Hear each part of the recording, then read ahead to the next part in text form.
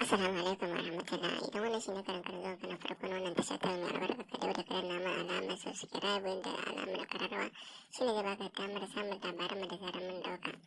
Zargin Hadiza gaban da karuwanci. Bayan wasu shekaru da suka wuce masu yawa, Hadiza gaban ta taɓa samun saɓani da ƙawarta yar fim mai suna Amina Amal, inda lokacin Amina Amal ta zargi Hadiza gaban da maɗigo. Sai dai a lokacin gabar ta iya ƙoƙarinta wajen kore wannan zargi da Amina ta mata ta hanyar tilasta wa yarinya a wancan lokacin ta kira ta kanta ta hanyar bidiyo, kuma yarinya haka ta tilasta ta musanta kanta. Bayan ta musanta kanta ne mutane suka dawo da ganin girman Hadiza gaban da kuma nuna yarinya a matsayin mai karya mai kasafi, yayin da wasu tun a lokacin suke ganin cewa wannan salo ne na borin kunya irin na yan fim. Sai dai zuwa yanzu wannan abin da ya faru tsakanin Hadiza gaban da Salim Goje ya tabbatar da gaskiyar yarinya. Ba kwatsam za su ba tsammani kwatsam amarya Salim Goje mai suna Hafsat Kamal yar Amurka wadda ma Hausa ma ba ta ji sosai.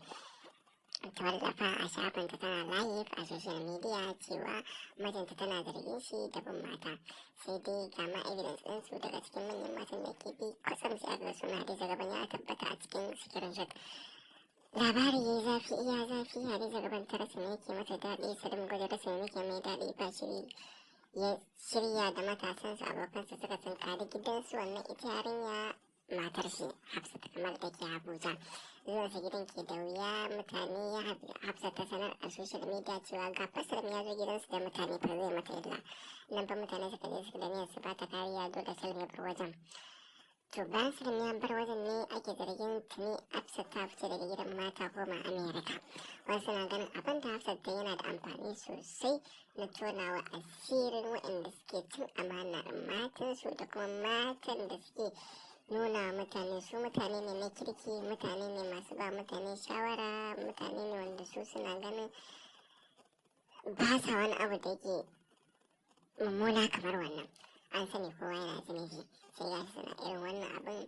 To tana ana ganin kamar zai zama izina da wani wanda yake sai yana nuna mutane shi fuska biyu ne, nuna mutane shi ga halin shi na kirki amma kuma a ɓoye mummunan halinsa kare ma ba zai iya ci ba.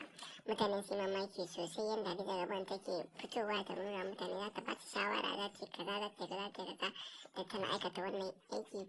Wasu ma duk nan ba shi ne abin da fi damun su ba, musamman yadda suka ga Salim Goje Allah ya mai asiri yana da matan shi ya wanda ma ana ganin Hadiza gaban ma ta tsufa amma kuma yaje ke biye mata. A nan za ku duba cewa shi shirin shi ɗan babu ruwan shi da tsufa, ba ruwan shi da wani kyau. Sai dai kawai mu roƙi Allah ya ba mu shiriya, ya ba mu tabbataccen shiriya. Wannan shine labarin da yake faruwa tsakanin Hadiza gaban da Salim Goje.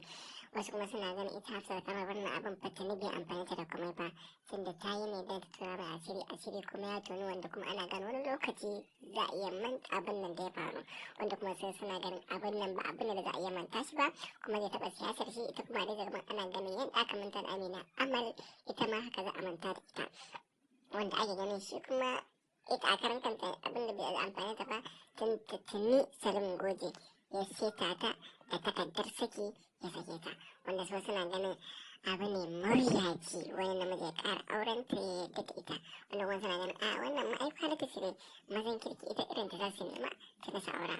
Sai mun ji ku idan kuna nema Hafsat yanzu ku jira ta gama idda kuma ku je shafukanta ku nemi tayanku.